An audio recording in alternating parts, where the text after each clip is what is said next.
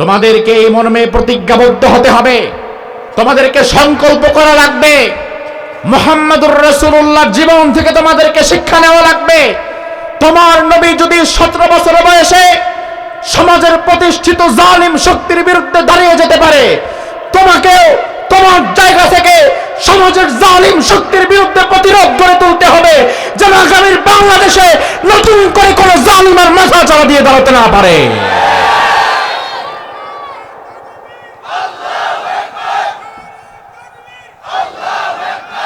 আমার ইসলামপন্থী ভাইয়েরা, আলেম ওলামারা, আর কতকাল অমুক নেতা তমুক নেতা অমুক দল তমুক দলের কাছে গিয়ে দাঁড়িয়ে থাকবেন, একটা ছোট্ট দাবি দাবা পূরণের জন্য দাঁড়িয়ে থাকবেন? ওই দিন শেষ। এখন নিজের হিসাব বুঝে নেওয়া লাগবে। আগামীর বাংলাদেশ ঐক্যবদ্ধ হয়ে দাঁড়িয়ে যান, কোরআনকে হাতে নিয়ে সংসদে প্রবেশ করেন। কাদিয়ানি কাফের অন্য কারো বলার অপেক্ষা রাখে না, নিজেরাই সংসদে নিয়ে আইন পাস করতে পারেন। 1500 বছর আগের পৃথিবীর মুসলমান ওমর ফারুক রাদিয়াল্লাহু আনহুর নেতৃত্বে আজকের ইতালি তৎকালীন রোম পর্যন্ত শাসন করেছে। বাংলাদেশের মতো 100 বাংলাদেশ শাসন করেছে। গোটা দুনিয়ার অর্ধেকটা মুসলমান শাসন করেছে এই কোরআনকে আঁকড়ে ধরে থাকার কারণে। আর আজ 200 কোটি মুসলমান সামান্য 57 লাখ ইহুদির কাছে নাস্তানাবুদ হয়ে যাচ্ছে, মার খাচ্ছে, মুখ তুলে দাঁড়াতে পারছে না, শুধুমাত্র এই কোরআনকে অবহেলা করার কারণে, আর কিচ্ছু না। আমার ভাই, তার কারণ কোরআনে তো আল্লাহ বলে দিয়েছেন, কোরআনকে আঁকড়ে ধরবা, ওয়াতাসিমু বিহাবলিল্লাহি জামিআ ওয়া লা তাফাররাকু, তোমরা ঐক্যবদ্ধ থাকবা, কোরআনকে ধরে রাখবা, বিচ্ছিন্ন হবা না। পৃথিবীতে এখন এই আয়াতের উপরে আমল করে যদি 200 কোটি মুসলমান এক কাতারে দাঁড়িয়ে যেত, তারা যদি বিচ্ছিন্ন না হতো, তাইলে ইসরায়েলে ইহুদি আছে মাত্র 57 লাখ। 200 কোটি মুসলমান যদি কোরআনের উপরে আমল করে এক কাতারে দাঁড়ায় যেত, 200 কোটি মুসলমানের জিহাদ করা লাগতো না। 200 কোটি মুসলমান শুধুমাত্র একসাথে থুথু নিক্ষেপ করলে 57 লাখ ইহুদি ভেসে চলে যেত, জিহাদের দরকার হতো না। 200 কোটির থুতুর ধাক্কায় 57 কোটি শেষ, 57 লাখ শেষ। কিন্তু আজ সংখ্যাধিক্যে মুসলমান এত ব্যাপক হয়ে গিয়েছে, অথচ তাদের কোনো ইজ্জত নাই, সম্মান নাই। সম্মান মর্যাদা যদি ফিরে পেতে চাই, তাইলে কোরআনের কাছে আবার দলমত ভুলে গিয়ে আমাদের ফিরে আসার দরকার আছে না নাই? আবার ভাই, আল্লাহ রাব্বুল আলামিন সূরা ইব্রাহিমের প্রথম আয়াতের মধ্যে বললেন, আলিফ লাম রা হরফে মুকাত্তাআত, আল্লাহু আ'লামু বিমুরাদিহি। কোরআনে কারিমে এমন যত অক্ষর পাবেন, আলিফ লাম রা, আলিফ লাম মিম, কাফ হা ইয়া আইন সাদ কফ ইয়া সিন নুন, এই বিচ্ছিন্ন অক্ষরগুলোর অর্থ দুনিয়ার কেউ জানে না। লা ইয়ালামু তা'ওয়িলাহু ইল্লাল্লাহ, এর ব্যাখ্যা আল্লাহ তাআলা কাউকে জানায় নাই। এর আসল ব্যাখ্যা একমাত্র যিনি জানেন তিনি কে। এখন আল্লাহ যেটা তোমারে জানায় নাই, সেটা জোর করে জানতে চাওয়া বুদ্ধিমানের কাজ নয়। কারণ এটা যদি আমার জন্য প্রয়োজন হতো, তাইলে আল্লাহ এর অর্থ আমারে ঠিকই জানায় দিতেন। এখন আল্লাহ যেহেতু জানায় নাই, বোঝা লাগবে এটা না জানার মধ্যেই আমার কল্যাণ। তার কারণ দুনিয়ার সব কিছু বোঝার মতো ক্ষমতাও আল্লাহ আমার এই মাথার মধ্যে দেয় নাই। এরপরে আল্লাহ রাব্বুল আলামিন বললেন, কিতাবুন আনজালনাহু ইলাইক, ও নবী, এমন একটা কিতাব, এমন একটা কোরআন আমি আপনার প্রতি নাজিল করলাম, লিতুখরিজান নাসা মিনাজ-যুলুমাতি ইলান-নূর, ওই কিতাবের দ্বারা অন্ধকার থেকে, অশান্তি থেকে, জাহালাত থেকে মানবতাকে বের করে শান্তির পথে আপনি পরিচালিত করতে পারবেন। বিইذনি রাব্বিহিম ইলা সিরাতিল আজিজিল হামিদ, আপনার প্রভুর নির্দেশে, আপনার মহাপরাক্রমশালী প্রভুর নির্দেশে আপনি দুনিয়ার মানবতাকে অন্ধকার থেকে আলোর পথে বের করে দিতে পারবেন, অশান্তি থেকে শান্তির পথে নিয়ে যেতে পারবেন। এই আয়াতটা যখন নাজিল হয়েছে, মক্কার জমিনে জাহালাতের পরিবেশ। ১৫০০ বছর আগে আল্লাহর হাবিব সাল্লাল্লাহু আলাইহি ওয়াসাল্লাম যখন দুনিয়াতে এলেন, ওই জামানাকে দুনিয়ার সব ঐতিহাসিকগণ এক বাক্যে বলতো আইয়ামে জাহিলিয়া, জাহালাতের যুগ। আমার ভাই লক্ষ্য করেন, জাহালাতের যুগ মানে কি? অন্ধকারের যুগ। জোরে কোন, জাহালাতের যুগ মানে কি? অন্ধকারের যুগ। কেন? ওই যুগে হয়তো আপনার মতো এলইডি লাইট ছিল না, পল্লী বিদ্যুৎ ছিল না, ওই যুগে হয়তো আপনার মতো এত লাইটিং ফাইটিং ছিল না, এত আলোকসজ্জা ছিল না, কথা ঠিক। তবে আগুনের ব্যবহার, সূর্য চন্দ্র কিন্তু ওই যুগেও ঠিকই উঠত। তাহলে অন্ধকার কি বুঝলেন আপনি? এই অন্ধকার মানে রাতের অন্ধকার না, যে ওই যুগে সূর্য উঠতো না। না, ওই যুগে বোধহয় মানুষ অন্ধকারের মধ্যে হাঁটাহাঁটি করতো। জি না, আপনাকে যেমন চন্দ্র আলো দেয়, সূর্য আলো দেয়, আগুন দ্বারা আপনি যেভাবে আলো পান, ১৫০০ বছর আগের মানুষও চন্দ্র, সূর্য আর আগুনের আলো পেত। তাহলে অন্ধকার বলতে আল্লাহ কি বোঝালেন? অন্ধকার বলতে আল্লাহ মূলত দুনিয়ার মানুষের মনোজগতের অন্ধকারকে বুঝিয়েছেন। বাহিরের অন্ধকার দূর করার জন্য এমন দুই একটা লাইট হলেই যথেষ্ট হয়ে যায়, কিন্তু মানুষের ভেতরে মনোজগতে যে অন্ধকার রয়েছে, এই অন্ধকার বাহিরের কোন লাইট দিয়ে দূর করা যায় না। এই জন্য আপনি দেখবেন এমন অনেক মানুষ যার ঘরে, যার গাড়িতে, যার আশেপাশে লাইটিং এর অভাব নাই, সারাক্ষণ আলোকসজ্জার মধ্যে থাকে, দামি গাড়ি, দামি বাড়িতে থাকে, কোনোদিন তার ঘরে কারেন্ট যায় না, গেলেও সাথে সাথে আইপিএস থেকে যায়। ওই মানুষটা তো কোনোদিন স্বাভাবিকত অন্ধকারের কবলে পড়ে না, কিন্তু ভেতরে হেদায়েত না থাকার কারণে ওই মানুষের দ্বারা সমাজের এমন কোনো খারাপ কাজ নাই যা হতে পারে না। এতে বোঝা যায় দুনিয়ার অন্ধকার লাইট দিয়ে আপনি দূর করতে পারবেন, তবে মনোজগতের অন্ধকার দূর করতে হলে আল্লাহর কোরআনের দরকার। মনোজগতের অন্ধকার বাহিরের লাইট দিয়ে দূর করা যায় না। এই জন্য আমার ভাই, আইয়ামে জাহিলিয়া মানে অন্ধকারের যুগ, মানে বাহিরের অন্ধকার না, এটা ভেতরের অন্ধকার। ওই যুগের মানুষগুলো এত বেশি খারাপ হয়ে গিয়েছিল, তার কারণ হচ্ছে ওই যুগের মানুষের বিষয়ে ঐতিহাসিকগণ এমন বর্ণনা লিখেছেন যে বর্ণনাগুলো পড়লে অনেক সময় আপনি আঁতকে উঠবেন। একজন ঐতিহাসিক তার ইতিহাসের পাতায় লিখেছেন, আইয়ামে জাহিলিয়ার মধ্যে এক নারী, গর্ভবতী নারী রাস্তা দিয়ে হেঁটে যাচ্ছিলেন। পেছন থেকে দুই জাহিলি যুবক গল্প করতে করতে যাচ্ছে। যাওয়ার সময় এক বন্ধু আরেক বন্ধুর ইশারা দিয়ে বলে, দেখ মহিলাটা গর্ভবতী মনে হচ্ছে। পাশের বন্ধু বলে, জি আমি বুঝছি গর্ভবতী, পেটটা তো ফুলা। অপর বন্ধু বলে, আচ্ছা বলতো দেখি এই মহিলার পেটে কি বাচ্চা? ছেলে বাবু না মেয়ে বাবু, নারী না পুরুষ, তার পেটে কি ধরনের বাচ্চা থাকতে পারে? ওই বন্ধু জবাবে বলল সম্ভবত ছেলে হবে। পাশের বন্ধুটা বলল, না আমার মনে হয় মেয়ে হবে। এভাবে দুইজনের সাথে পেছনে পেছনে কথা কাটাকাটি লাগলো। হঠাৎ করে শয়তান মাথার মধ্যে ঢুকায়া দিল। এক বন্ধু বলে, দাঁড়া বন্ধু, শুধু শুধু নিজেদের মধ্যে কথা কাটাকাটি করে লাভ কি? আমরা নিজেরা গিয়া পরীক্ষা কইরা দেখি আসলে কারটা সঠিক। যেই ভাবা সেই কাজ। ওই মহিলার পেছনে গিয়ে কোমর থেকে খঞ্জর বের করে পেটের মধ্যে ঢুকায়া দিছে। গর্ভবতী নারী হঠাৎ করে আক্রমণের শিকার হয়েছে, মাটির মধ্যে পড়ে গেছে। ওই মহিলার পেটটা কেটে ওই গর্ভবতী মাকে হত্যা করে তার পেটের ভেতর থেকে বাচ্চাটা বের করে এবার দুই জাহিলি যুবক একজন আরেকজনকে দেখাচ্ছে, দেখো বন্ধু আসলে কি। মানুষ কতটা নিচে নেমে গেছে! কথা কাটাকাটি করে একজন জীবিত মানুষকে হত্যা করে ফেলছে, তার পেটের বাচ্চা আসলে ছেলে না মেয়ে এটা বোঝার জন্য।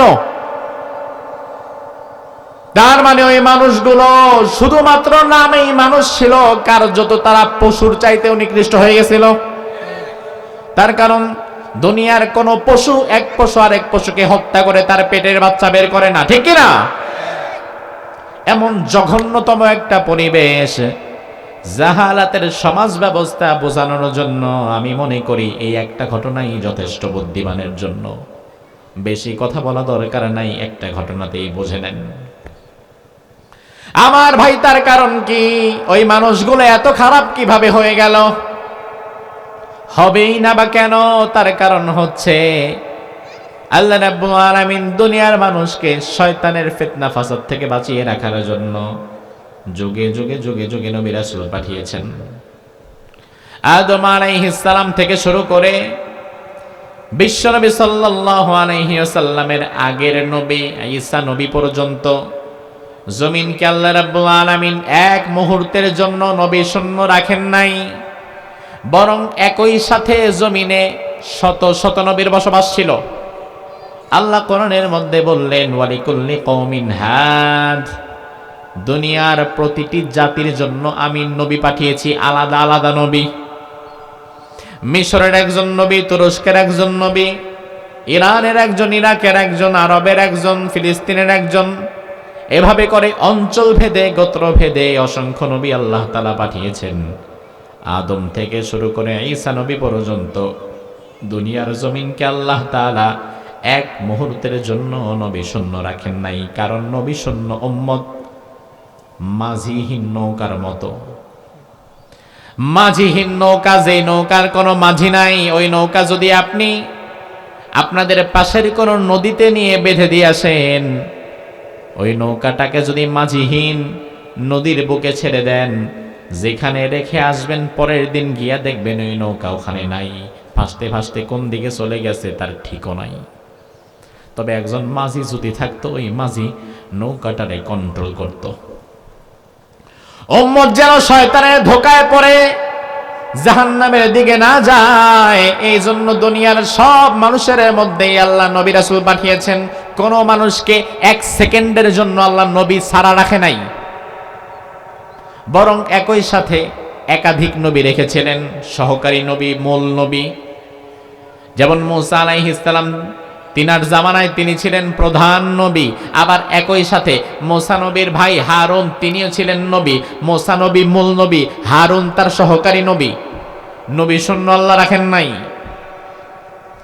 মূসা আলাইহিস সালাম একবার আল্লাহর দরবারে বললেন, আল্লাহ, আমারও তুমি এমন একটা কিতাব দাও যেই কিতাবের দ্বারা আমি বনী ইসরাঈলদেরকে তোমার পথে ডেকে আনবো। আল্লাহ রাব্বুল আলামিন বললেন, মূসা, কিতাব দিতে পারি, তবে লোকালয় থেকে কিতাব পাবে না। কিতাব পাওয়ার জন্য বিশেষ ইবাদত করা লাগবে। যাও, তুর পাহাড়ে চলে যাও, ওই তুর পাহাড়ের গোড়ায় বসে আমি আল্লাহর দরবারে 30 দিন একটানা রোজা রেখে তারপরে ইবাদত করো। 30 দিন পর আমি আল্লাহ তোমার কিতাব দেব।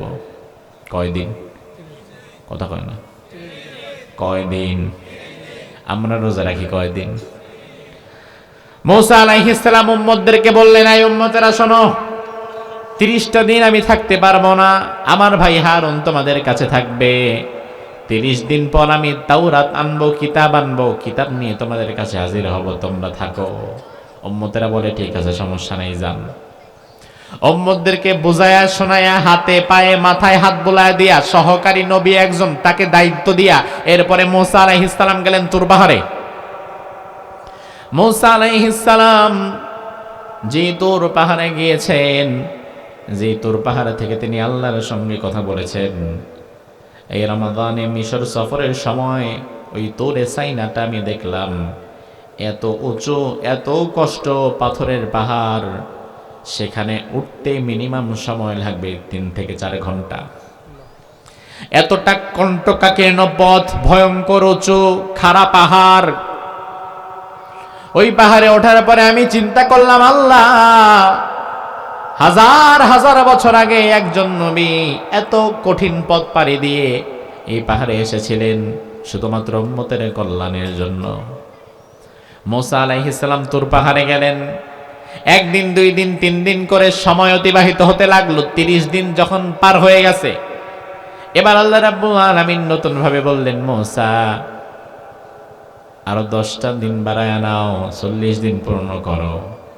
30 দিনে হবে না, আরো 10 দিন বাড়াও। মুসা কয়, আল্লাহ আমার সমস্যা নাই, আমি আরো 10 দিন বাড়াতে প্রস্তুত। আমার ভাই লক্ষ্য করেন বিষয়টা, মুসা আলাইহিস সালাম তো 10 দিন বাড়ায়া বসে বললেন, কিন্তু উম্মত জানে মুসা ফিরবে 30 দিন পরে। এখন মুসার কাছে যে নতুন আরো 10 দিনের রুটিন আসছে, এই খবর কি উম্মত জানে? জানে? এবার উম্মত তো ভেজাল লাগাই দিছে। 30 দিন পার হয়ে যাওয়ার পরে 31 দিন যখন চলে যায়, নবী আর আসে না। উম্মতেরা বলা বলি করে, মুসা মনে হয় আর আসবে না, পথ ভুল করে অন্যদিকে ঢুকে গেছে। অনেক উম্মত বলে, মুসারে মনে হয় জঙ্গলের বাগে খেয়ে ফেলাইছে, আর আসবে না। 2-3 দিন অতিবাহিত হয়ে যাওয়ার পরেও যখন মুসা নবী আর আসে না, সেই যুগে আরেক ব্যক্তি ছিল, তার নাম সামিরি। ওই সামিরি গরুর বাছুর একটা বানায়া বনে ইসরায়েলদের লোকদেরকে বলল, মুসা যে আল্লাহর কাছে গেছে, ওই আল্লাহ আর নাই, আর মুসাও আর নাই। তোমরা সবাই মুসার আল্লাহরে বাদ দিয়া এই গরুর বাছুরের পূজা শুরু করো। নাউজুবিল্লাহ কি বাসায় গিয়ে বলবেন? আমার ভাই লক্ষ্য করেন, উম্মতেরাও সামিরির কথা মতো মুসা আলাইহিস সালামের সাথে গাদ্দারি করে, আল্লাহর সাথে কুফরি করে ওই গরুর বাছুরের পূজা শুরু করে দিয়েছে। হারুন আলাইহিস সালাম সহকারী নবী, তিনি বারবার বোঝাতে চেষ্টা করেছেন, তার কথা তারা বুঝে নাই, বরং হারুন নবীকে তারা মারতে উদ্যত হয়েছে। 40 দিন পর মুসা আলাইহিস সালাম তাওরাত পেলেন। তাওরাত নিয়ে এবার তিনি ফিরে এলেন। ফিরে এসে দেখে, সর্বনাশ, আমার উম্মত তো আর লাইনে নাই। এত কষ্ট করে বুঝায় শোনায় যাদেরকে ঈমানের উপরে রাখছিলাম, আমি মাত্র 40 দিন ছিলাম না, এই 40 দিনের শয়তান আবার তাদেরকে জাহান্নামের মধ্যে ঢুকায় দিছে, অথচ সহকারী নবী হারুন তখনও জমিনে জীবিত। আমার ভাই, ঘটনাটা বলার উদ্দেশ্য কি? আমি আপনাকে বোঝাতে চাইলাম, একজন মূল নবী মাত্র 40 দিন তার উম্মত থেকে পৃথক, সহকারী নবী তখনও বিদ্যমান, আর তাতেও উম্মতেরা শয়তানের ধোঁকায় পড়ে জাহান্নামের পথে চলে গিয়েছে। আর আল্লাহ তাআলা যদি কোনো জাতির নবী সারা বছরের পর বছর রেখে দেয়, তাইলে তাদের অবস্থা কি হবে? 40 দিনের ব্যবধানেই একটা জাতি নষ্ট হয়ে গেছে। ঈসা আলাইহিস সালাম পর্যন্ত আল্লাহ রাব্বুল আলামিন এই জন্য দুনিয়াকে এক মুহূর্তের জন্য নবী শূন্য রাখেন নাই, একাধারে নবীর পরে নবী, নবীর পরে নবী, নবীর পরে নবী। কিন্তু ঈসা আলাইহিস সালামকে আল্লাহ যখন তুলে নিলেন, ঈসা নবীকে তুলে নেওয়ার পরে হঠাৎ পৃথিবীতে যেন কি একটা হয়ে গেল। ঈসা নবীকে আল্লাহ তাআলা তুলে নিয়ে গেলেন, ওই মুহূর্তে দুনিয়াতে একজন নতুন করে আর কোনো নবী নাই। ঈসা আলাইহিস সালামের মৃত্যুর পরে এই প্রথম পৃথিবীর ইতিহাসে একটা দিন চলে যায়, পৃথিবীতে কোনো নবী নাই। 2টা দিন চলে যায়, পৃথিবীতে কোনো নবী নাই। 2-4 মাস, 2-4 বছর, এভাবে করে 200-400-500 বছর চলে যায়, পৃথিবীর জমিনে আল্লাহর কোনো নবীদান নাই। ও ভাই আমার, আপনি আপনার বিবেকের কাছে প্রশ্ন করেন, মুসা নবীর উম্মত যদি নবী ছাড়া 40 দিন থাকায় শয়তানের ধোঁকায় পড়তে পারে, তাইলে আল্লাহ যেই জাতিরে 500 বছরের বেশি নবী শূন্য রাখছেন, ওই জাতি কতটা নিচে নামতে পারে? 500 বছর চলে গেছে, দুনিয়াতে নবী নাই। অবশেষে 577 বছর পর দুনিয়ার বুকে আল্লাহ তাআলা নবুয়তের শেষ সূর্যটা ওঠালেন। তিনি আর কেউ না, কোরআনে আল্লাহ বললেন, ইন্না আরসালনাকা শাহিদাও ওয়া মুবাশশিরাও ওয়া নাযীরা ওয়া দাঈয়ান ইলাল্লাহি বিইذনিহি ওয়া সিরাজাম মুনীরা। সুবহানাল্লাহ। ও নবী, আমি আপনাকে সিরাজাম মুনীরা বানিয়ে পাঠালাম, এমন এক উজ্জ্বল জ্যোতিষ্ক বানিয়ে পাঠালাম। আমার ভাই, তার কারণ হচ্ছে অন্ধকার যেখানে যত বেশি সেখানে লাইটের পাওয়ারও দরকার হয় তত বেশি। আপনি একা মানুষ, মাহফিল শেষ করে বাড়ি যাবেন, রাস্তায় অন্ধকার, আপনি একার পথ চলার জন্য হাই ভোল্টেজের লাইটের দরকার নাই, মোবাইলটা বের করে মোবাইলের ফ্ল্যাশ দিয়ে আপনি আপনার রাস্তা দেখতে পারবেন। কিন্তু আপনার যদি একটা মোটরসাইকেল থাকে আর ওই মোটরসাইকেলের সামনে যদি লাইট কাটা থাকে, তাইলে মোবাইলের ফ্ল্যাশ ধইরা মোটরসাইকেল চালানো কষ্ট। আর আপনার যদি একটা গাড়ি থাকে, তাইলে গাড়ির সামনে যদি লাইট না থাকে, গাড়ির সামনে অন্ধকার আরো বেশি, সেখানে মোবাইলের ফ্ল্যাশ দিয়ে হবে না, সেখানে গাড়ির লাইট লাগবে। আবার আপনি যদি সমুদ্রে জাহাজ চালান, ওই সমুদ্রের জাহাজের জায়গায় গাড়ির লাইট ফিট করতে পারবেন না, ওখানে আরো ভয়াবহ ভয়ঙ্কর লাইট লাগবে, যে লাইটের আলোর সামনে টেকা যায় না, তার কারণ সমুদ্রের মধ্যে অন্ধকার আরো বেশি। আপনি যদি বিমান চালান, আকাশের উপরে অন্ধকার আরো বেশি, যেজন্য বিমানের মাথায় লাইটের দরকার আরো বেশি। তাইলে আমার ভাই, অন্ধকার যেখানে যত বেশি সেখানে বাতির দরকার হয় তত বেশি, ভোল্টেজ লাগে তত বেশি। 577 বছরের জাহালাতের অন্ধকার, যে জাহালাতের মধ্যে সন্তান নিজের আপন মাকে বিয়ে করে ফেলে, যেই জাহালাতের মধ্যে মেয়ে হলে তাকে জীবন্ত কবর দিয়ে দেওয়া হয়, যেই জাহালাতের মধ্যে জীবন্ত মানুষকে কেটে টুকরো টুকরো করে ফেলা হয়, ওই 577 বছর অন্ধকার, এই ভয়াবহ অন্ধকার আর জাহালাত দূর করতে গোটা দুনিয়ার সর্বশ্রেষ্ঠ জ্যোতিষ্ক আল্লাহ পাঠিয়ে দিলেন। তিনি আর কেউ না, তিনি মুহাম্মাদুর রাসূলুল্লাহ। সুবহানাল্লাহ। আল্লাহর হাবিব সাল্লাল্লাহু আলাইহি ওয়াসাল্লাম দুনিয়াতে এলেন, অবস্থা কিন্তু ভয়াবহ, চারিদিকে হত্যা, ধর্ষণ, রাহাজানি। এমন কোন অপরাধ নাই যেটা আশেপাশে নাই, এমন কোন অপকর্ম নাই যেটা সমাজের মধ্যে নাই। ঘৃণিত ঘৃণিত ঘৃণিত যত প্রকারের ঘৃণিত অপরাধ আছে, জাহালাতের মানুষ সবকিছুই করত। সবকিছু করার মধ্য দিয়ে অপরাধকে তারা অপরাধ মনেই করত না। চোর চুরি করত, এটাকে কোনো অপরাধ মনেই করত না। ডাকাত ডাকাতি করত, এটাকে কোনো অপরাধ মনেই করত না। এই জন্য দেখা যেত আগের দিন রাত্রে ডাকাতি করে পরের দিন বন্ধুদের কাছে গল্প করত, গত রাত্রে অমুক ঘরে অমুক বাড়িতে এত কিছু ডাকাতি কইরা নিয়ে আসতে পারছি, এটা গর্বের সাথে বলতো। অর্থাৎ এটা যে অপরাধ ওই মানুষদের মধ্যে এটা ছিলই না। আল্লাহর হাবিব সাল্লাল্লাহু আলাইহি ওয়াসাল্লাম এমন একটা পরিবেশে দুনিয়াতে এলেন, এই সামাজিক দুরবস্থাগুলো দেখতে দেখতে বিশ্বনবী বড় হতে লাগলেন। আল্লাহর হাবিবের বয়স গিয়ে দাঁড়ালো 17 বছর। কত বছর? জোরে কন। বয়সটা একেবারে কমও না, আবার একেবারে বেশিও না, মোটামুটি সামাজিক বিচার ব্যবস্থা বোঝার মতো বয়স।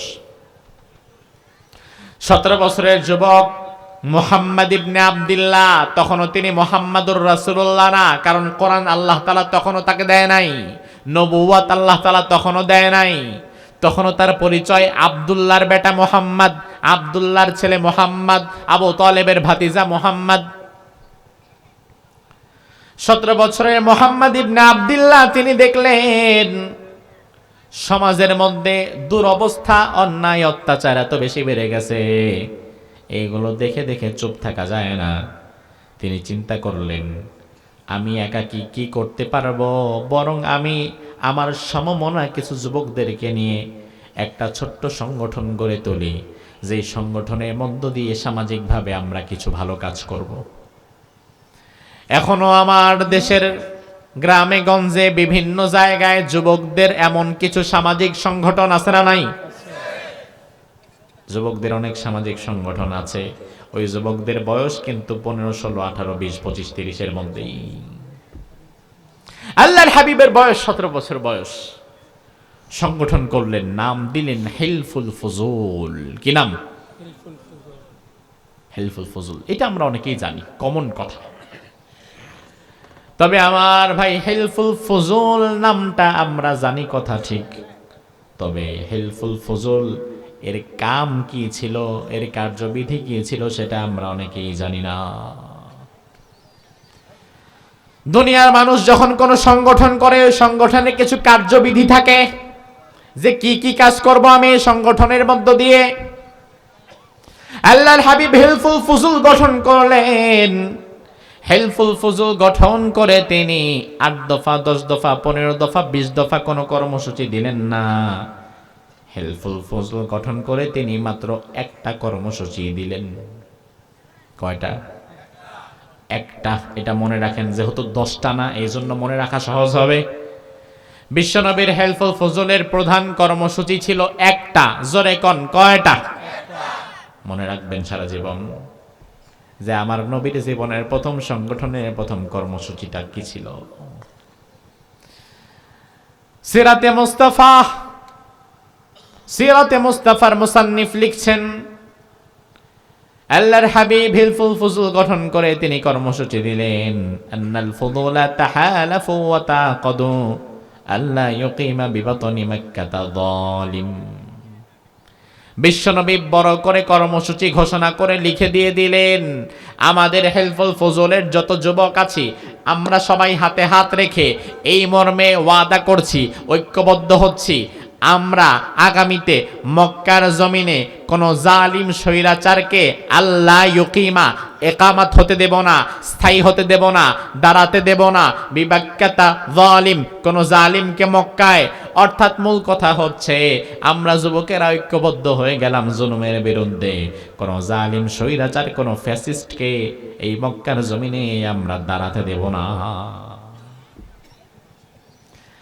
আমার ভাই একটা মজার বিষয় লক্ষ্য করেন, ওই জামানায় জুলুম আর এমন কি, ওই জামানায় তো সামাজিক আরো অপরাধ ছিল, ছিল না? কথা কেন, ছিল কিনা? ওই জামানায় চুরি ছিল কিনা? ডাকাতি, জিনা, ব্যভিচার, হত্যা, ধর্ষণ। তো রাসূলের তো দরকার ছিল 1 নাম্বার হত্যা বন্ধ করা লাগবে, 2 নাম্বার মদ বন্ধ করা লাগবে, 3 নাম্বার জিনা বন্ধ করা লাগবে, 4 নাম্বার ডাকাতি বন্ধ করা লাগবে। এই কর্মসূচিগুলো দেয়াই না বুদ্ধিমানের কাজ ছিল। কিন্তু রাসূল এইগুলা একটাও না করে তিনি সরাসরি বললেন, আল্লাহ ইউকিমা বিবাতনি মাক্কাতা যালিম, কোন জালিম রে মক্কার জমিনে আমরা দাঁড়াতে দেব না। আমার ভাই তার কারণ কি? তার কারণ আপনার মেধা আর বিশ্বনবীর মেধা এক নয়। আপনি চিন্তা করবেন যেখানে, রাসূল চিন্তা করবেন তার চেয়ে অনেক উপরে, ঠিক কি না? আপনি চিন্তা করবেন গাছের আগায় পানি দেই, আর রাসূল যদি পানি দেয় তাইলে আগায় না গোড়ায় পানি দেয়। আল্লাহর হাবিব চিন্তা করলেন যে না, মক্কা নগরীতে হত্যা, ধর্ষণ, চুরি, ডাকাতি সব আছে, তো এইগুলা বন্ধ করতে না যে তিনি সবার আগে বললেন যে আল্লাহ ইউকিমা বিবাতনি মাক্কাতা যালিম, আমরা কোন জালিম স্বৈরাচার, কোন ফ্যাসিস্টকে এই জায়গায় নতুন করে আর দাঁড়াতে দেব না। তার কারণ হচ্ছে যেই জমিনে জালিম স্বৈরাচার ফ্যাসিস্ট দাঁড়িয়ে যায়, ওই জমিন থেকে কোনোদিন হত্যা, ধর্ষণ, চুরি, ডাকাতি, চোরা কারবারি আর মাদক দ্রব্য বন্ধ করা যায় না। খুব স্বাভাবিক। আজকে আপনাদের এলাকার 15 জন 20 জন ছেলে দাঁড়িয়ে গেল যে আমরা আমাদের বাদামতলিতে, আমরা আমাদের এই ইউনিয়নে আর কোন মাদক ব্যবসা হতে দিব না। 20 জন, 30 জন, 50 জন যুবক দাঁড়ায় গেল আপনাদের মাহফিল থেকে যে আমরা আগামীকাল থেকে মাদকের বিরুদ্ধে যুদ্ধ ঘোষণা করলাম। এবার যুবকেরা ঐক্যবদ্ধ হয়ে গেছে। 2-4 দিন পরে, রাত 12টার পরে রাস্তার মধ্যে একজনকে মাদক বিক্রি করতে হাতে নাতে যুবকেরা ধরছে। ধরার পরে এবার তারা কি করবে? নিজেরা তো বিচার করতে পারবে, আছে এলাকার গণ্য মান্য জঘন্য ব্যক্তিরা আছে, তাদের কাছে নিয়ে যাওয়া লাগবে। নিয়ে গেল কার কাছে? হয়তো চেয়ারম্যান সাহেব, নয়তো আরো বড় ক্ষমতাবান, নয়তো এমপি সাহেব। এমন ব্যক্তির কাছে নিয়ে গিয়ে বলল, স্যার, আমাদের এলাকায় আমরা সিদ্ধান্ত নিয়েছি কোন মাদক ব্যবসা হতে দেব না, যুবকরা খারাপ হয়ে যাচ্ছে, এটা আমরা হতে দেব না।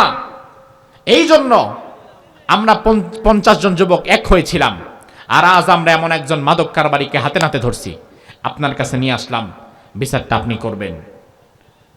ওই চেয়ারম্যান, ওই এমপি, সে যদি হয় নিজেই জালিমের দোসর, তাহলে ওই মুহূর্তে আপনাদের সামনে হয়তো তারে 2-1টা চড় থাপ্পড় দিয়ে ধমক দিবে, আপনাদেরকে পাঠায় দিবে, এরপরে আবার তারে বলবে দেখে শুনে কাম করতে পারো না। ঠিক কিনা? অথবা জেলে যদি আপনারা মাদক কারবারিকে দেন, আগামীকাল রাস্তার মোড় থেকে 2-4টা চোরা কারবারি আর মাদক দ্রব্যের ডিলারকে ধরে আপনারা জেলের মধ্যে দিলেন, উপর মহল থেকে আরেকজন কল করে তাদেরকে ছাড়াই দিবে। তার মানে কি বুঝলেন? আপনি কি বুঝলেন? আপনি একজন অন্যায়কারীকে ধরবেন, এদেশের বিচার ব্যবস্থা, আইন আদালত তাকে শাস্তি দিতে পারবে না যতদিন না পর্যন্ত এই জমিন থেকে জালিমকে বিদায় করা না যায়। এজন্য আমার মুসলমান ভাইরা, 17 বছরের মুহাম্মদ ইবনে আব্দুল্লাহ, তোমার নবী 17 বছর বয়সে জীবনের প্রথম কর্মসূচি দিয়েছে জালিমের বিরুদ্ধে। আর দুঃখ লাগে ওই নবীর উম্মত 17-18 বছরের যুবক জালিমের বিরুদ্ধে কর্মসূচি দেওয়া তো দূরের কথা, বরং নিজেই জালিমের হাতের লাঠি হয়ে কাজ করে। তোমাদেরকে এই মর্মে প্রতিজ্ঞাবদ্ধ হতে হবে, তোমাদেরকে সংকল্প করা লাগবে, মুহাম্মদুর রাসূলুল্লাহর জীবন থেকে তোমাদেরকে শিক্ষা নেওয়া লাগবে। তোমার নবী যদি 17 বছর বয়সে সমাজের প্রতিষ্ঠিত জালিম শক্তির বিরুদ্ধে দাঁড়িয়ে যেতে পারে, তোমাকেও তোমার জায়গা থেকে সমাজের জালিম শক্তির বিরুদ্ধে প্রতিরোধ গড়ে তুলতে হবে, যেন আগামীর বাংলাদেশে নতুন করে কোন জালিমের মাথা চাড়া দিয়ে দাঁড়াতে না পারে।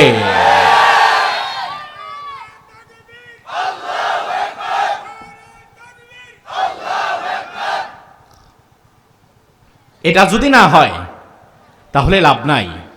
তার কারণ জালিম আছে যতদিন, অন্যায় হবে ততদিন, বন্ধ করতে পারবে না। আমার ভাই আল্লাহর হাবিব 17 বছর বয়সে হেলফুল ফজল গঠন করলেন। জালিমের বিরুদ্ধে তিনি ঐক্যবদ্ধ হলেন। 17 বছর থেকে নিয়ে তিনি সমাজের মানুষদেরকে ভালো কাজের কথা বললেন। বলতে বলতে বলতে বলতে রাসূলের বয়স গিয়ে দাঁড়ালো 40। কত? জোরে কম। তিনি কাজ শুরু করেছিলেন কিন্তু 17 বছর থেকে। সমাজ পরিবর্তনের জন্য তিনি কাজ শুরু করেছিলেন 17 বছর থেকে। তাহলে 17 থেকে নিয়ে 40 কয় বছর হয়? 23 বছর। এবার 23 বছর যখন হয়ে গেছে, কাজের বয়স, সংগঠনের বয়স, দলের বয়স। এবার 40 বছর বয়সে রাসূল চিন্তা করলেন, সংগঠনটা একটা বানাইছিলাম, দল তো একটা খুলছিলাম, এই দলের মধ্য দিয়ে সমাজের মানুষকে ভালো বানাবার জন্য আমি 1 দিন 2 দিন না 23 বছর কাজ করলাম। এখন 23 বছর পরে আমার একটু হিসাব করা দরকার যে আসলে এই 23 বছরে আমার দল দিয়া, আমার সংগঠন দিয়া মক্কার মানুষের পরিবর্তন কতটা হলো। কারণ অভিজ্ঞ ডাক্তার শুধু চোখ বন্ধ করে রোগীরে একের পর এক ওষুধ দেয় না, বরং ওষুধ দেওয়ার পরে রোগী যখন আবার দেখা করতে আসে, তখন অভিজ্ঞ ডাক্তার আরেকটা ওষুধ লেখার আগে চিন্তা ভাবনা করে 1 সপ্তাহ যে এই ওষুধটা তার শরীরের মধ্যে ঢুকলো, এতে ফায়দা হইল কতটা। বিশ্বনবী ছিলেন উম্মতের রূহানি ডাক্তার। আল্লাহর হাবিব চিন্তা করলেন, এই যে 23 বছর দাওয়াত দিলাম হেলফুল ফুজুল গঠন করে, একটা চোর চুরি ছাড়লো না, ডাকাতি ছাড়লো না, একটা জিনাকার ভালো হলো না, কোনো মাদক ব্যবসায়ী তো মাদক বন্ধ করলো না, তাইলে আমার 23 বছরের এই দাওয়াতের ফলপ্রসূ হলো কই? এই চিন্তা ভাবনায় বিশ্বনবী এবার দাওয়াত দিয়ে কিছুদিনের জন্য বন্ধ করে দিলেন। তিনি এবার সমাজ থেকে নিজেকে একটু বিচ্ছিন্ন করে ফেললেন। সমাজ থেকে বিচ্ছিন্ন করে তিনি গারে হেরায় চলে গেলেন। গারে হেরায় গিয়ে তিনি ধ্যান করা শুরু করলেন। একাকী নীরবে চিন্তা ভাবনা করতে লাগলেন যে কি ব্যাপার, এতদিন দাওয়াত দেওয়ার পরেও সমাজের মানুষগুলো কেন ভালো পথে ফিরছে না? তার মানে নিশ্চয়ই আমার দাওয়াতের মধ্যে পদ্ধতিগতভাবে হয়তো কোনো একটা ভুল আছে। আমার দাওয়াত 23 বছরেও কাজ করছে না কেন? 23 বছরেও মানুষ হেদায়েত কেন পাচ্ছে না? এই জন্য 23 বছর দাওয়াত দিয়া বিশ্বনবী থেমে গেলেন। 23 বছর দাওয়াত দিয়া বিশ্বনবী একাকী চিন্তামগ্ন হতে লাগলেন।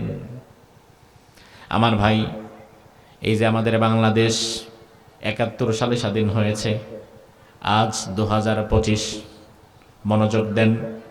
তাহলে ৭১ থেকে নিয়ে ২০২৫ বাংলাদেশের বয়স হয়ে গেছে প্রায় ৫৫ বছর, ঠিক কিনা? আমার ভাই এবার একটু লক্ষ্য করেন, এই ৫৫ বছরে বাংলাদেশে মাদ্রাসার সংখ্যা কমছে না বাড়ছে? কথা কয় না। ৫৫ বছর আগে আপনাদের বাদামতলী আবু বকর সিদ্দিক নুরানী হাফেজি মাদ্রাসা ছিল? কথা কয় না। এখন আছে না নাই?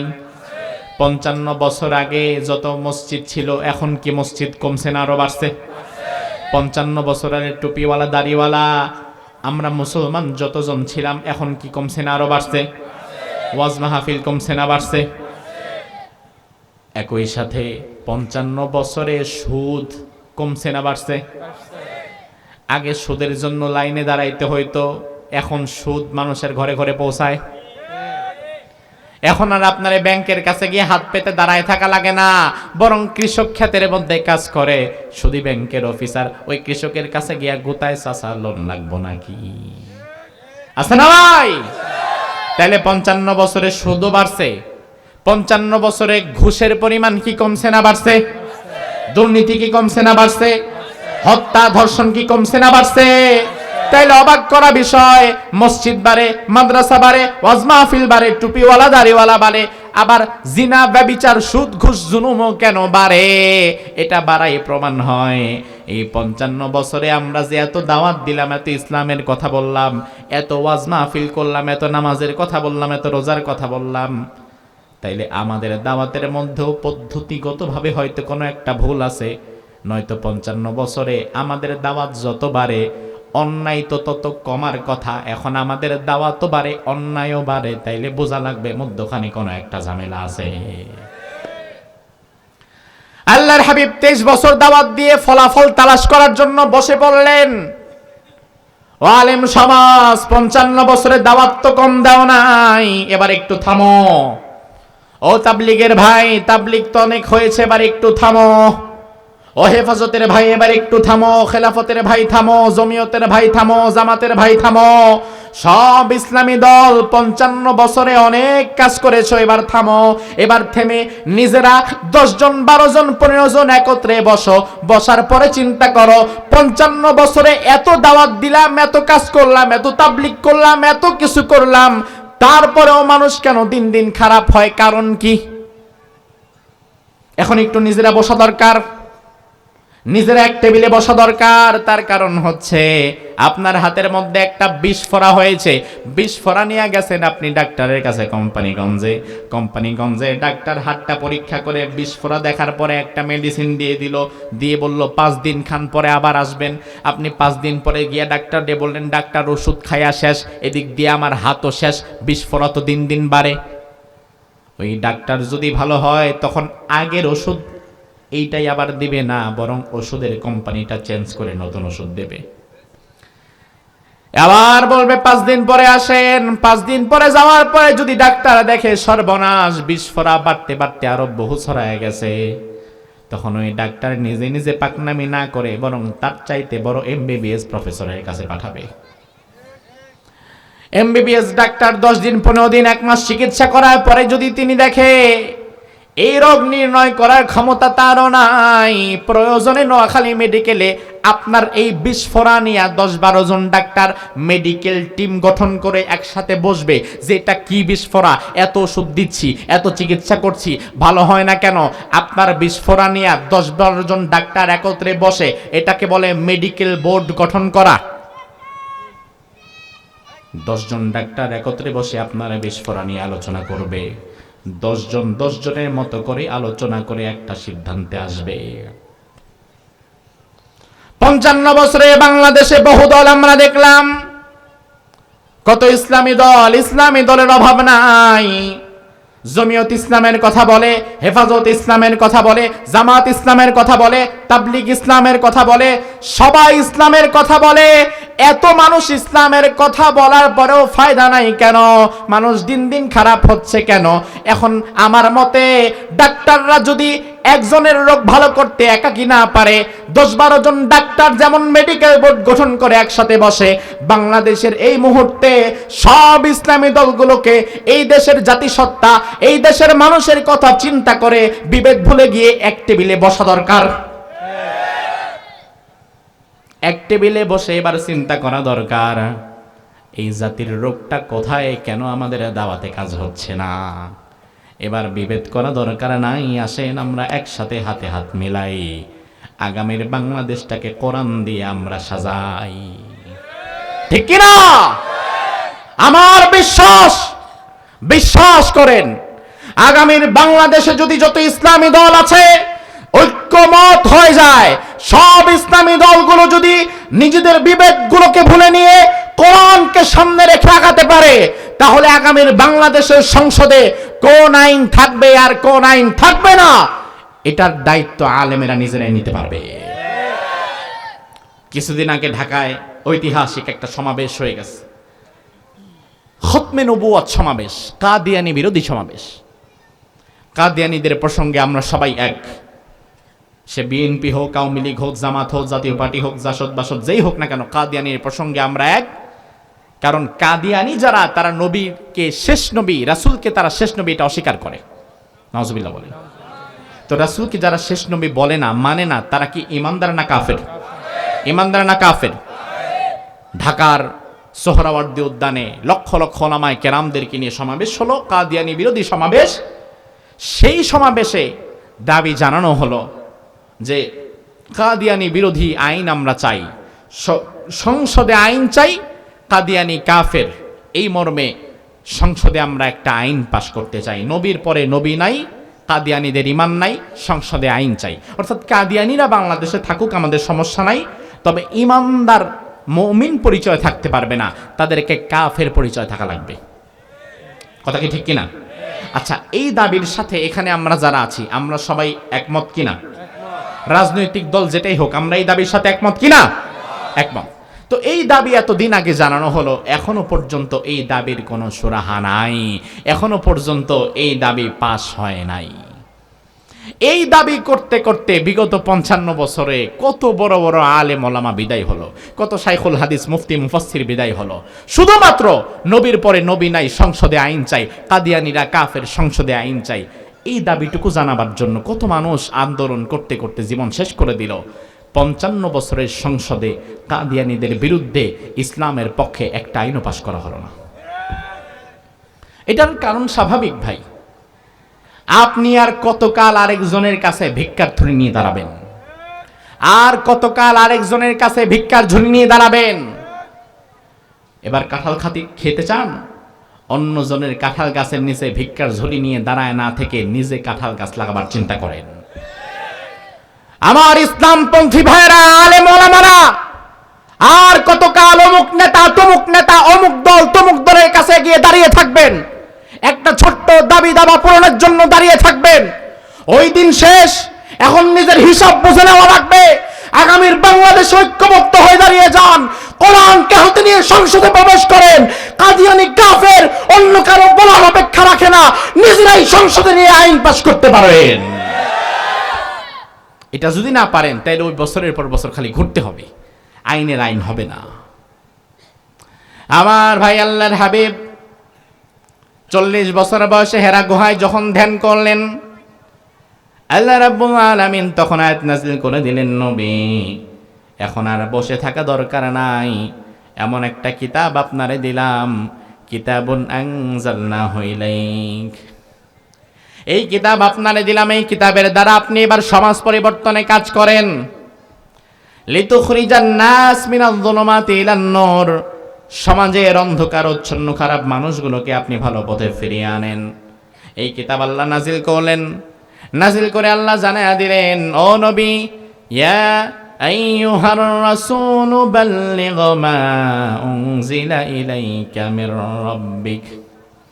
ও নবী, আপনার রবের পক্ষ থেকে আপনার রব যা নাজিল করেছে সম্পূর্ণভাবে তা দুনিয়ার মানুষের কাছে প্রচার করে দেন, কোনো কিছু গোপন করার কোনো দরকার নাই। আল্লাহর হাবিব সাল্লাল্লাহু আলাইহি ওয়াসাল্লাম এবার দাওয়াত দিতে লাগলেন। আমার ভাই লক্ষ্য করেন, কোরআন যখন নাজিল হয়েছে রাসূলের বয়স তখন 40। জোরে কোন কত? কত? আবার বিশ্বনবী ইন্তেকাল করেছেন কত বছর বয়সে? 63। তাহলে 40, 41, 42 করে হিসাব করেন। 40 থেকে নিয়ে 63, এখানে কয় বছর হয়? 23 বছর। তাহলে বিশ্বনবীর জীবনে আমরা দাওয়াতের দুইটা দিক পেলাম।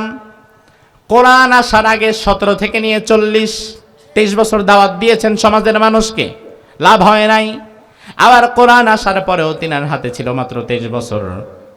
কোরআন আসার আগের 23 বছরে মুহাম্মদ ইবনে আব্দুল্লাহ নিজের মস্তিষ্ক প্রসূত বিষয়গুলো দিয়ে সমাজের মানুষকে দাওয়াত করেছেন, সমাজের মানুষ পরিবর্তন হয় নাই।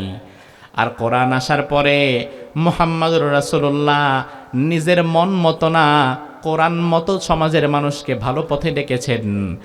এই 23 বছরে গোটা আরব থেকে জাহালাত দূর করে দিলেন কে? একই মানুষ, একই ব্যক্তি।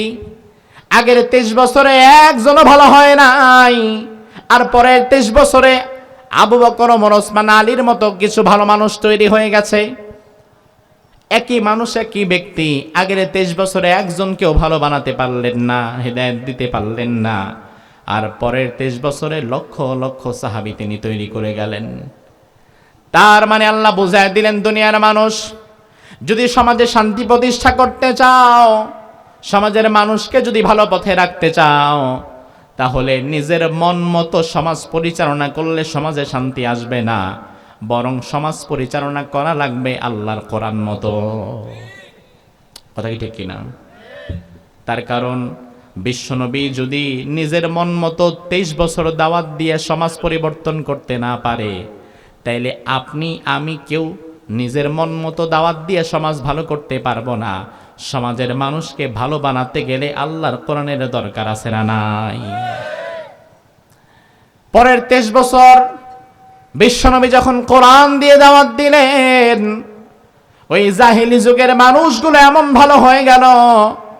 আগের 23 বছরে যে মানুষেরা অন্যের হক মেরে খেত, পরের 23 বছরে ওই মানুষেরা অন্যের হক মারা তো দূরের কথা, বরং নিজের হকটা অপরের জন্য ছেড়ে দেওয়া শিখে গেল। আল্লাহর হাবিব সাল্লাল্লাহু আলাইহি ওয়াসাল্লামের কাছে রাত্রিবেলায় মেহমান এসেছে। মেহমানের গুরুত্ব ইসলামে আছে না নাই? কথা কন, বেশি না কম? আল্লাহর হাবিব বললেন, মান কানা ইউমিনু বিল্লাহি ওয়াল ইয়াউমিল আখির ফালইউকরিম যায়ফাহু। তোমাদের কেউ যদি আল্লাহর প্রতি ঈমান আনে আর আখিরাতকে বিশ্বাস করে, তাহলে সে যেন তার মেহমানকে সম্মান করে। আল্লাহর হাবিব সাল্লাল্লাহু আলাইহি ওয়াসাল্লামের কাছে মেহমান এসেছে রাত্রি বেলায়। মেহমানকে খাওয়া দাওয়া করানো লাগবে, ভালো একটা জায়গায় রাখা লাগবে। তবে মেহমানকে খাওয়া দাওয়া করানোর মতো আর ভালো জায়গায় রাখার মতো ব্যবস্থা রাসূলের কাছে তখন ছিল না। আল্লাহর হাবিব সাল্লাল্লাহু আলাইহি ওয়াসাল্লাম এশার নামাজের পরে সাহাবায়ে কেরামের মজলিসে বললেন, ও সাহাবীরা, আজকে একজন মেহমান আমার কাছে এসেছে। ওই মেহমানকে আজকে রাত্রি বেলায় কে একটু নিয়ে মেহমানদারি করাতে পারবা? হাত তুলো। একটা রাত আমার মেহমানকে রাখো, মেহমানদারি করাও। সাহাবায়ে কেরামের অবস্থা তখন খুব বেশি ভালো ছিল না যে হাত তুলবে। রাসূল লজ্জা পেয়ে যাবেন এই ভেবে একজন মুরব্বী সাহাবী, তার নাম আবু তলহা। কি নাম? আবু তলহা, আনাস রাদিয়াল্লাহু আনহুর বাবা। আবু তলহা হাত তুললেন, বললেন, ইয়া রাসূলুল্লাহ, মেহমানকে আমার কাছে দেন, আমি নিয়ে যাব। আল্লাহর হাবিব মেহমানকে আবু তলহার হাতে সুপর্দ করে দিলেন। আবু তলহা রাদিয়াল্লাহু আনহু মেহমানকে নিয়ে এক পা দু পা করে আগাচ্ছে আর চিন্তা করছে, কি ব্যাপার? রাসূলের কথা চিন্তা করে না হয় আমি মেহমানকে নিয়ে গেলাম, কিন্তু আসলে আমার ঘরে যে খাবার আছে না নাই এটা তো আমি নিজেও জানি না। মেহমানকে নিয়ে যেতে লাগলেন আর চিন্তা করতে লাগলেন, ঘরের কি অবস্থা এটা তো আমারও জানা নাই। মেহমানকে নিতে নিতে ঘরের দরজার কাছে চলে এলেন। মেহমানকে বললেন, ভাই আপনি একটু বসেন, আমি একটু ভেতরে ঢুকে 2 মিনিট আসতেছি রেডি করে। ভেতরে ঢুকে স্ত্রীকে বলল, স্ত্রী, আমারে মাফ করে দাও, মাফ করে দাও, আমি তো একটা অন্যায় করে ফেললাম তোমাকে না জানিয়ে। কি অন্যায়? আবু তলহা বলে, স্ত্রী গো, বিশ্বনবীর দরবারে এক মেহমান এসেছে, তার খাওয়া পরার কোনো জায়গা নাই। রাসূল লজ্জা পেয়ে যাবে, এই জন্য আমি হাত তুলে বলছি আমি নিয়ে আসব। এখন আমি নিজেও জানি না ওই মেহমানের কোনো খাবার দাবার আমাদের ঘরে আছে কিনা। স্ত্রী উম্মে সুলাইম বলে, স্বামী আজকে সত্য কথা হচ্ছে, মেহমানের খাওয়া তো দূরের কথা, আপনি আমি যে রাত্রিবেলায় খাবো ওই খাবারই নাই। আমাদের যে দুটো ছোট ছোট বাচ্চা রয়েছে, শুধুমাত্র তাদের খাবারের জন্য একটু খেজুর আর একটুখানি রুটি আছে। আমি চিন্তা করেছিলাম এই অল্প খাবারটুকু রাত্রে তাদের দুজনের মধ্যে ভাগ করে খাইয়ে দেব, আর আপনি আর আমি সারা রাত উপোস থাকবো, ঘুমিয়ে যাব। কিন্তু আপনি রাসূলুল্লাহর মেহমান নিয়ে এসেছেন, নিজের সন্তানদের কেমনে খাওয়াই? আমি আপনার স্ত্রী আজকে ওয়াদা করলাম, আমি আমার সন্তানদেরকে খাবার না খাইয়ে এই খাবারটুকু মেহমানের জন্য আমি আজকে ছেড়ে দেব। সুবহানাল্লাহ বলেন না? নিজে না খেয়ে থাকা যায়, ক্ষুধার কষ্ট নিজে সহ্য করা যায়, কিন্তু আপনার যদি 2-4 বছরের ছোট্ট বাচ্চা থাকে, ও যদি ক্ষুধার যন্ত্রণায় আপনার সামনে কান্নাকাটি করে, আপনি কিন্তু সহ্য করতে পারবেন না। উম্মে সুলাইম রাদিয়াল্লাহু আনহা মেহমানের জন্য বাচ্চাদের খাবারগুলো গুছিয়ে দিলেন, বাচ্চাদেরকে আজকে রাতে খাওয়াবেন না। বাচ্চারা ক্ষুধার যন্ত্রণায় কাঁদে, আর মা চুলার মধ্যে পানি বসায় দিয়েছে, পানি টকবক করছে, আর বাচ্চাদেরকে বোঝাচ্ছে খাবার হয়ে যাবে, একটু ঘুমাও, ঘুম থেকে উঠে খাবার রান্না করা দেখতে পাবে, খাবে। বাচ্চারা কান্নাকাটি করতে করতে ঘুমিয়ে গেল। বাচ্চাদের খাবারটুকু উম্মে সুলাইম প্লেটের মধ্যে দিয়ে আবু তালহার হাতে দিয়ে বলে, যান মেহমানের সামনে দিয়ে আসেন। সুবহানাল্লাহ। মেহমানের সামনে দেওয়ার পরে মেহমান এবার বলল, ভাই আমি একা খাবো না, আপনিও বসেন। কিন্তু খাবারের পরিমাণ এত কম, একজনে খাইলে মোটামুটি চলে, তবে 2 জন খাইলে কারোই হবে না। আবার মেহমান যেহেতু ভদ্রতার খাতিরে বলছে, আবু তালহা না বইসাও পারে না। আবু তালহা আবার ফিরে এসে স্ত্রীকে বলে, ও স্ত্রী বুদ্ধি দাও, মেহমান তো আমারে তার সাথে খেতে বলে, আমি খাবো না কি বুঝতেছি না, আর আমি যদি খাই তাহলে মেহমান তো ভাগে পাবে না।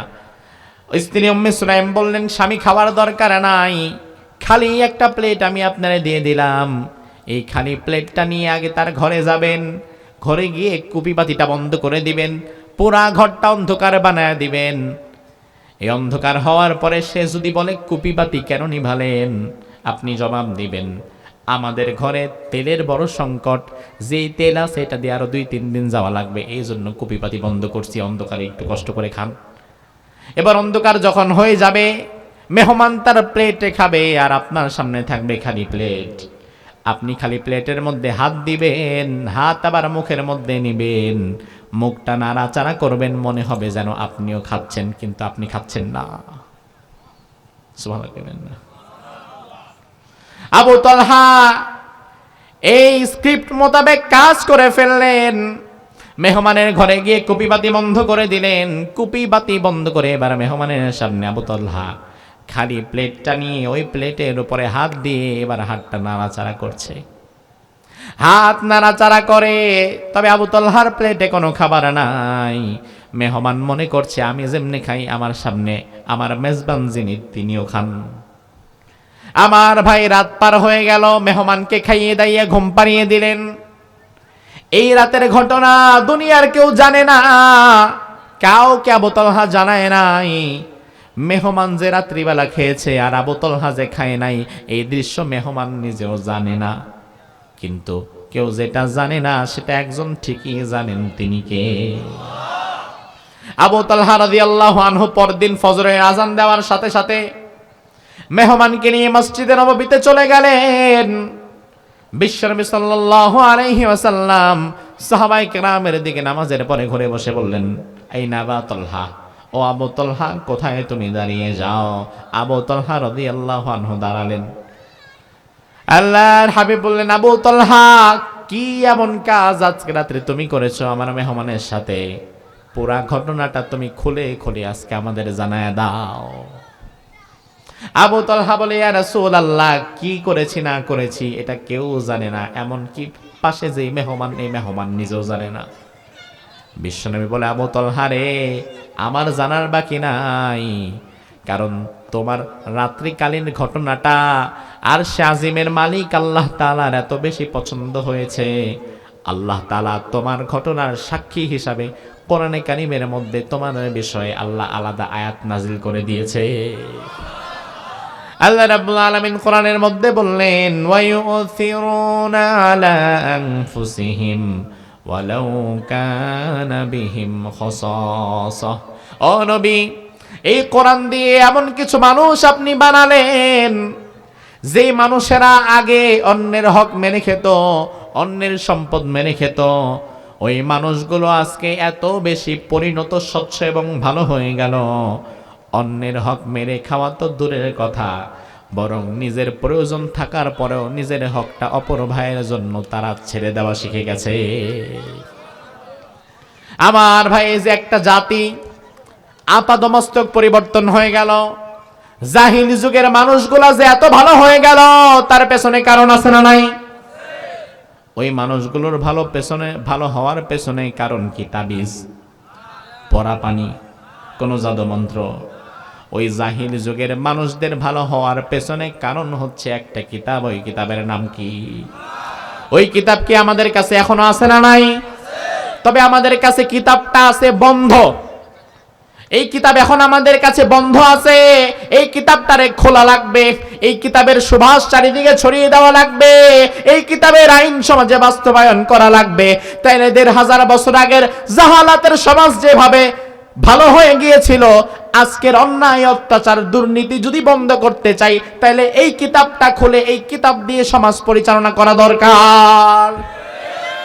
তাইলে ১৫০০ বছর আগের ওই সমাজ যে আল্লাহ তাআলা ভালো বানিয়ে দিতে পেরেছেন, আজকে আমরা যদি আমাদের দেশে, আমাদের সমাজে, আমাদের রাষ্ট্রে সব মানুষ মিলেমিশে শান্তিপূর্ণভাবে বসবাস করতে চাই, তাইলে কোরআনের আইন সমাজে প্রতিষ্ঠা হওয়ার দরকার আছে না নাই? আল্লাহ সুবহানাহু ওয়া তাআলা আমাদের সকলকে ইসলামের জন্য কোরআনের পক্ষে থাকার তৌফিক দান করুক। আমরা বলি আমিন। হাযা মা ইনদি ওয়াল ইলমু ইনদাল্লাহ আলাইহি তাওয়াক্কালতু ওয়া ইলাইহি উনীব।